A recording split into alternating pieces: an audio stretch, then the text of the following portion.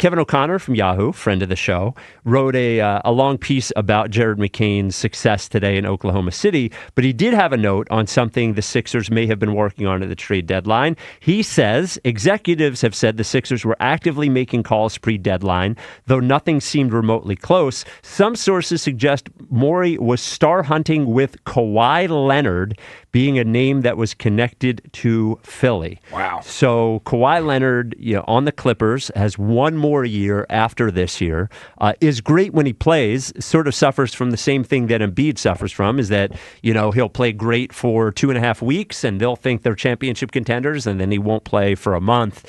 Also, not the most, what's the word I'm looking for? Not the most vocal leader guy in the whole world. Certainly would be an interesting. That's actually being kind. Yeah, I think he makes Paul George seem like he has a ton of personality. Right. So initially, when I read this, I thought to myself, well, what are you doing going after another guy who doesn't play all that often, who is only good when he plays, is not really a motivational guy? And then I started to think about it, is that the only way this happens is if he trades Paul George. And the way that Daryl Morey sort of rebuilt Houston isn't with big trade. Mm-hmm. You make little trades to sort of get yourself out of the situation you're getting yourself out of.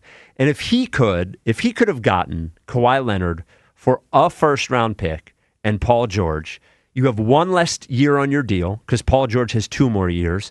Kawhi Leonard is better than Paul George. Neither of them are going to play a lot, but Kawhi's better. And you put yourself a little bit closer to getting out of the hole that you dug yourself in.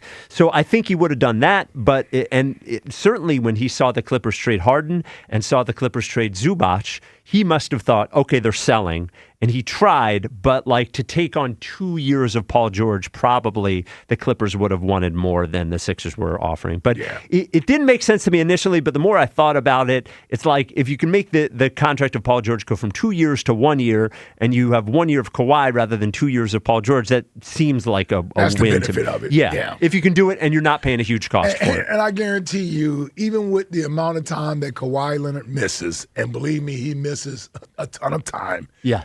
We would still have a better feeling about Kawhi being here than Paul George. Yes, he was just better than Paul George. Yes, yeah. so. I mean, when Kawhi is good, he is still – when Kawhi's there, he's still one of the 5 best players in the league. I mean, he's unstoppable. You can't guard him.